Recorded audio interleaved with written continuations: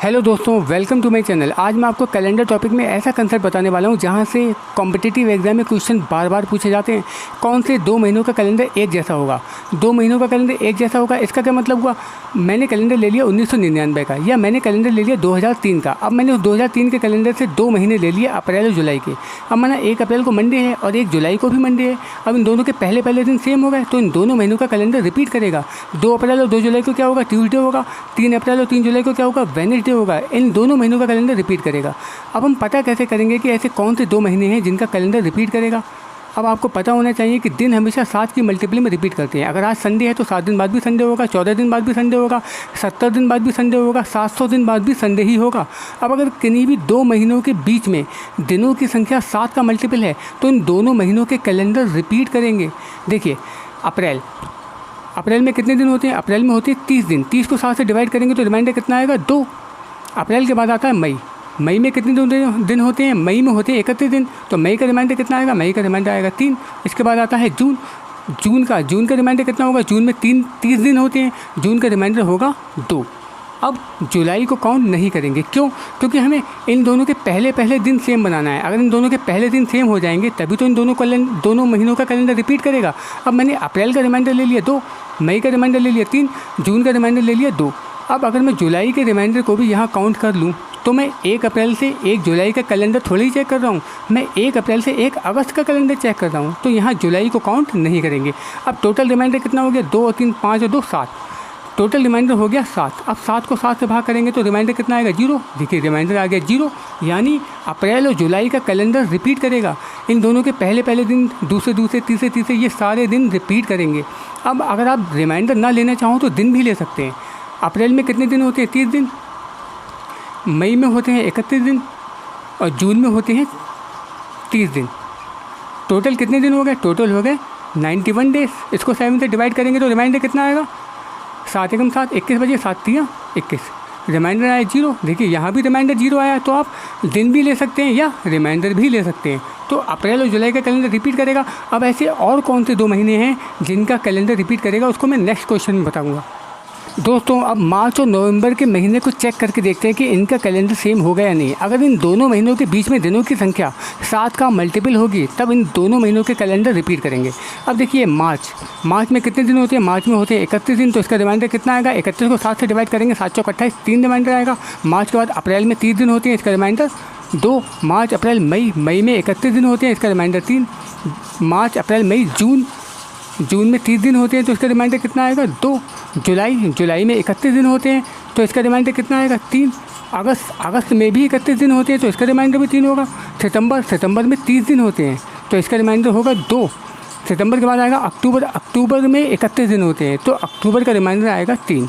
अब अक्टूबर के बाद आएगा नवंबर, लेकिन नवंबर के महीने को हम काउंट नहीं करेंगे। मैंने पिछली वीडियो में बताया कि जो लास्ट का मंथ होता है उसको काउंट नहीं करते हैं। अब टोटल रिमाइंडर कितना हुआ? 3 और 2 5 और 3 8 और 2 10 और 3 13, 3 16 और 2 18 और 3 21। टोटल रिमाइंडर कितना आया? 21। अब 21 को 7 से डिवाइड करेंगे तो रिमाइंडर कितना आएगा? रिमाइंडर देखिए, 7 या 21 कंप्लीट डिवाइड हो गया, रिमाइंडर आया 0। अब रिमाइंडर आ गया 0, यानी इन दोनों महीनों के कैलेंडर रिपीट करेंगे। मार्च और नवंबर का कैलेंडर रिपीट करेगा। अब आपके दिमाग में एक बात आ रही होगी कि सर, मार्च के महीने में 31 दिन होते हैं, नवंबर के महीने में 30 दिन होते हैं, तब कैलेंडर कैसे रिपीट करेगा? देखिए, मार्च के 30 दिन और नवंबर के 30 दिन सेम होंगे ना, क्योंकि कैलेंडर रिपीट करेगा। अब मान लो 30 मार्च को फ्राइडे है, तो 30 नवंबर को भी क्या होगा? फ्राइडे ही होगा। अब 31 मार्च को क्या होगा? सैटरडे। अब 30 नवंबर के बाद क्या आएगा? 1 दिसंबर। तो 1 दिसंबर को भी क्या आएगा? सैटरडे ही तो होगा। तो दोनों महीनों के कैलेंडर रिपीट ही तो हो रहे हैं, कोई कंफ्यूज होने की ज़रूरत नहीं है। दोस्तों, अब सितंबर और दिसंबर का कैलेंडर चेक करके देखते हैं कि इनका कैलेंडर सेम होगा या नहीं। अगर इन दोनों महीनों के बीच में दिनों की संख्या 7 का मल्टीपल होगी तब इन दोनों महीनों के कैलेंडर रिपीट करेंगे। अब देखिए, सितंबर में कितने दिन होते हैं? सितंबर में होते हैं 30 दिन, तो इसका रिमाइंडर आएगा 2। सितंबर के बाद आता है अक्टूबर में होते हैं 31 दिन, तो इसका रिमाइंडर कितना आएगा? 3। सितंबर, अक्टूबर, नवंबर में कितने दिन होते हैं? नवंबर में होते हैं 30 दिन, तो इसका रिमाइंडर आएगा 2।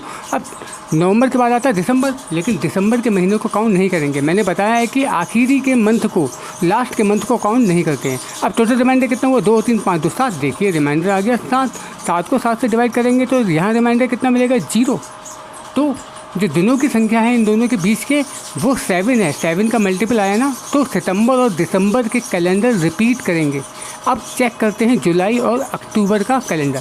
देखिए जुलाई में कितने दिन होते हैं, जुलाई में होते हैं 31 दिन, तो इसका रिमाइंडर कितना होगा 3। जुलाई अगस्त में कितने दिन होते हैं, इसमें भी 31 दिन होते हैं, तो इसका रिमाइंडर कितना होगा 3। जुलाई अगस्त सितंबर में कितने दिन होते हैं 30, तो इसका रिमाइंडर होगा 2। सितंबर अक्टूबर, अब अक्टूबर के महीने को काउंट नहीं करेंगे। यहाँ टोटल रिमाइंडर कितना आएगा 3 3 6 और 2 8। 8 को 7 से भाग करेंगे तो रिमाइंडर कितना आएगा 7 एकम 7, रिमाइंडर आएगा 1। रिमाइंडर 0 नहीं आया, इसका मतलब है जुलाई और अक्टूबर का महीना, इन दोनों महीनों के कैलेंडर रिपीट नहीं करेंगे। ये दोनों महीने रिपीट नहीं करेंगे। अब एक स्पेशल टॉपिक को मैं आगे बताऊंगा। दोस्तों अब देखते हैं स्पेशल टॉपिक को। This is very important topic. देखिए मैंने पिछले क्वेश्चंस में आपको बताया है कि अप्रैल और जुलाई का कैलेंडर सेम होगा, मार्च और नवंबर का कैलेंडर भी सेम होगा, और सितंबर और दिसंबर का कैलेंडर भी सेम होगा। अब आप एक चीज़ देखिए यहाँ पर, देखिए अप्रैल और जुलाई के बीच में फरवरी का महीना नहीं आता है, मार्च और नवंबर के बीच में भी फरवरी नहीं आ रही है, सितंबर और दिसंबर के बीच में भी फरवरी नहीं आ रही है। तो इसका मतलब क्या हुआ, आप किसी भी साल का कैलेंडर उठाकर देख लो, चाहे वो लीप ईयर हो या ऑर्डिनरी ईयर हो, किसी भी साल का कैलेंडर उठाकर देख लो, अप्रैल और जुलाई का कैलेंडर सेम होगा, मार्च और नवंबर का कैलेंडर भी सेम होगा, सितंबर और दिसंबर का कैलेंडर भी सेम होगा। यानी अगर आप 2002 का कैलेंडर ले लो, आपके पास 2002 का कैलेंडर है और आप 2022 में अप्रैल और जुलाई का महीना देखना चाहते हो 2002 के कैलेंडर में, तो सेम होंगे। जो पहला दिन इसका होगा वही पहला दिन इसका होगा, जो दूसरा इसका होगा वो दूसरा इसका होगा। ये सारे कैलेंडर कैसे होंगे, सेम होंगे। आप 2022 के कैलेंडर में 2002 और 2022 ये सारे महीने ये दोनों रिपीट करेंगे। अब अगर बीच में फरवरी आ जाए तब क्या होगा, तो देखते हैं नेक्स्ट क्वेश्चन को। दोस्तों ये मैं जो आपको कंसेप्ट बता रहा हूँ, ये कंसेप्ट बहुत इंपॉर्टेंट है। एग्जामिनर आपसे यही पूछेगा कि कौन से 2 महीनों का कैलेंडर लीप ईयर में सेम होगा, ऑर्डिनरी ईयर में सेम होगा, या लीप ईयर और ऑर्डिनरी ईयर दोनों में ही सेम होगा। अब यहाँ फ़र्क क्या पड़ता है, देखिए लीप ईयर की फरवरी में कितने दिन होते हैं, लीप ईयर की फरवरी में 29 दिन होते हैं, तो इसका रिमाइंडर कितना आएगा इस फरवरी का, 7 से डिवाइड करो, 7 चौक 28, इसका रिमाइंडर आएगा 1। और ऑर्डिनरी ईयर की फरवरी में 28 दिन होते हैं, तो इसका रिमाइंडर कितना आएगा, 7 चौक 28, इसका रिमाइंडर आएगा 0। अब मुझे ये बताना है, अब देखिए जनवरी और अप्रैल के बीच में फरवरी का महीना आ रहा है ना, अब मुझे ये बताना है कि जनवरी और अप्रैल का जो कैलेंडर है वो लीप ईयर में सेम होगा या ऑर्डिनरी ईयर में सेम होगा। अब देखिए जनवरी में 31 दिन होते हैं, तो जनवरी का रिमाइंडर कितना होगा 3। उसके बाद आता है फरवरी, तो अगर मैं फरवरी को लीप ईयर वाली ले लूँ तो लीप ईयर की फरवरी का रिमाइंडर कितना होगा 1। फरवरी के बाद आता है मार्च में होते हैं 31 दिन, तो इसका रिमाइंडर कितना होगा 3। मार्च के बाद आता है अप्रैल, तो अप्रैल को हम काउंट नहीं करेंगे। अब टोटल यहाँ कितना हुआ, 3 और 1 4 और 1 7, टोटल रिमाइंडर हुआ 7। देखिए ये मल्टीपल है ना 7 का, यानी जनवरी और अप्रैल का जो कैलेंडर है वो लीप ईयर में सेम होगा। अब ऑर्डिनरी ईयर में चेक करके देखते हैं। देखिए जनवरी में रिमाइंडर 3 है, फरवरी की देखिए ऑर्डिनरी ईयर की फरवरी का रिमाइंडर 0 होता है, तो यहाँ फरवरी का रिमाइंडर कितना होगा 0, और मार्च का रिमाइंडर कितना होता है 3। तो यहाँ पर टोटल कितना हो रहा है 3 + 0 3, 3 और 3 6, यहाँ टोटल कितना है 6। 7 का मल्टीपल नहीं है, यानी जनवरी और अप्रैल का जो कैलेंडर है वो ऑर्डिनरी ईयर में सेम नहीं होगा, केवल और केवल लीप ईयर में सेम होगा। अब देखते हैं 2 और महीने। दोस्तों अब जनवरी और जुलाई का कैलेंडर चेक करके देखते हैं कि ये लीप ईयर में सेम होगा या ऑर्डिनरी ईयर में सेम होगा। अब इसमें एक बात और छुपी हुई है जो कॉम्पिटिटिव एग्जाम में भी पूछी गई है, वो भी मैं आपको बताऊंगा। अब देखिए जनवरी में 31 दिन होते हैं, तो इसका रिमाइंडर कितना होगा 3। इसके बाद आती है फरवरी 2 तरह की होती है, लीप ईयर वाली फरवरी, ऑर्डिनरी ईयर वाली फरवरी। लीप ईयर की फरवरी का रिमाइंडर होता है 1, तो मैं यहाँ लीप ईयर की फरवरी लेकर चलूँगा, उसका रिमाइंडर कितना होगा 1। जनवरी फरवरी मार्च में 31 दिन होते हैं, रिमाइंडर 3। अप्रैल में 30 दिन होते हैं, रिमाइंडर 2। अप्रैल के बाद मई 31 दिन होते हैं, रिमाइंडर 3।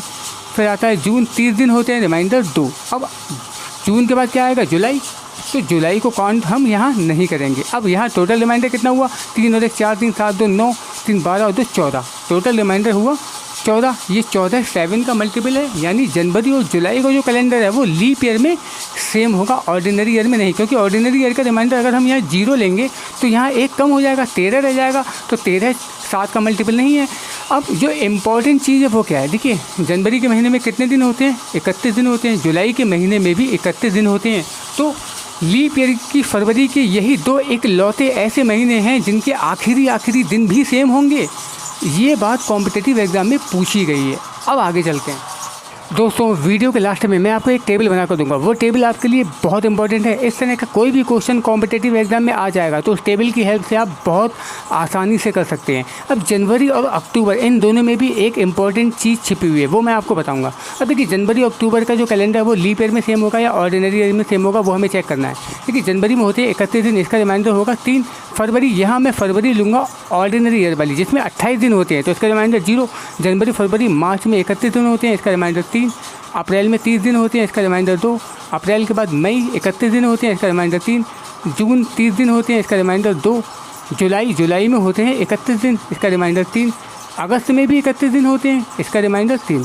अगस्त के बाद सितंबर में 30 दिन होते हैं, इसका रिमाइंडर 2। सितंबर के बाद आता है अक्टूबर, लेकिन अक्टूबर को हम काउंट नहीं करेंगे। अब टोटल रिमाइंडर कितना हुआ? 3 3 6 और 2 8 और 3 11 12 13 13 और 3 16 16 और 3 19 19 और 2 21। टोटल रिमाइंडर आया 21। ये 7 का मल्टीपल है, यानी जनवरी और अक्टूबर का जो कैलेंडर है वो लीप ईयर में सेम नहीं होगा। किस में होगा? क्योंकि हमने फरवरी 0 लिया है, ये ऑर्डिनरी ईयर में सेम होगा। अब इम्पॉर्टेंट चीज़ क्या है? जनवरी में कितने दिन होते हैं? 31 दिन होते हैं। अक्टूबर में भी 31 दिन ही होते हैं, यानी ये जोड़ा, ये जो पेयर है जनवरी और अक्टूबर का, ये इकलौता ऐसा पेयर है जो ऑर्डिनरी ईयर में सेम होता है और जिनका आखिरी दिन, देखिए 31 दिन है ना, आखिरी दिन भी इनका सेम होगा। ये क्वेश्चन कंपटीशन में पूछा भी गया है दोस्तों। दिस इज़ वेरी इंपॉर्टेंट, एक बार समझ लीजिए इसे। यहाँ से एक बहुत ही इंपॉर्टेंट रिजल्ट निकल के आने वाला है। देखिए, मार्च और नवंबर का कैलेंडर हर साल सेम होता है, चाहे वो ऑर्डिनरी ईयर हो या लीप ईयर हो। पिछले क्वेश्चन में मैं इसके बारे में बता चुका हूँ, इससे पहले के 2-3 क्वेश्चन पहले देखेंगे तो वहाँ ये मिल जाएगा आपको। अब मार्च और नवंबर का कैलेंडर हर साल सेम होता है।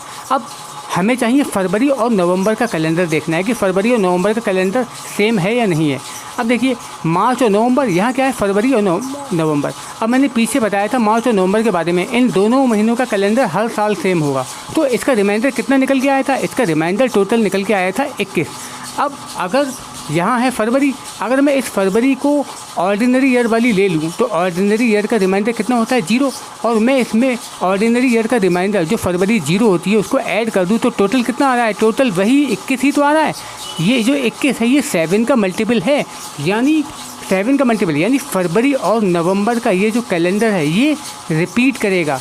किस में रिपीट करेगा? ये ऑर्डिनरी ईयर में रिपीट करेगा। और कोई भी ऑर्डिनरी ईयर आप ले लेंगे तो फरवरी और नवंबर का कैलेंडर रिपीट करेगा। अब इन दोनों से यहाँ से क्या रिजल्ट निकल के आता है? फरवरी, मार्च और नवंबर, इन तीनों महीनों के कैलेंडर क्या होंगे? सेम होंगे। लेकिन किस में? ऑर्डिनरी ईयर में। आप 2023 का कैलेंडर देख लो, फरवरी, मार्च और नवंबर, इनके कैलेंडर सेम होंगे। पहले दिन सेम होंगे, दूसरे दिन सेम होंगे, तीसरे चौथे। कोई सा कैलेंडर ले लो, लेकिन ऑर्डिनरी ईयर का लेना है। 2025 का ले लो, आप 2021 का ले लो, 2017 का ले लो। अब देखते हैं नेक्स्ट टॉपिक दोस्तों। ये है पूरे कंसेप्ट का निचोड़। कंसेप्ट क्या था कि महीने रिपीट करते हैं, ये उसका निचोड़ है। अब एक बात समझ लीजिए, एक सप्ताह में 7 दिन होते हैं और 7 दिन के बाद क्या होता है? दिन रिपीट करते हैं, यानी सप्ताह रिपीट करता है, महीने भी यहाँ रिपीट कर रहे हैं और इसी तरह से साल यानी वर्ष भी रिपीट करते हैं।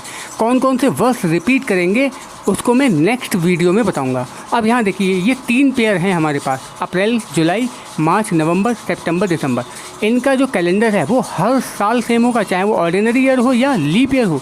अब यहाँ 2 पेयरों को देखिए, ये 2 पेयर हैं, जनवरी अप्रैल, जनवरी जुलाई। इन दोनों जोड़ों का जो पेयर है वो हमेशा लीप ईयर में सेम होगा। लीप ईयर में इनके कैलेंडर सेम होंगे। अब जनवरी और जुलाई ये क्या है? इनके आखिरी दिन सेम होंगे, ये आपको ध्यान रखना है, क्योंकि इसमें भी 31 दिन होते हैं और जुलाई में भी 31 दिन होते हैं। इनके आखिरी दिन क्या होंगे? सेम होंगे।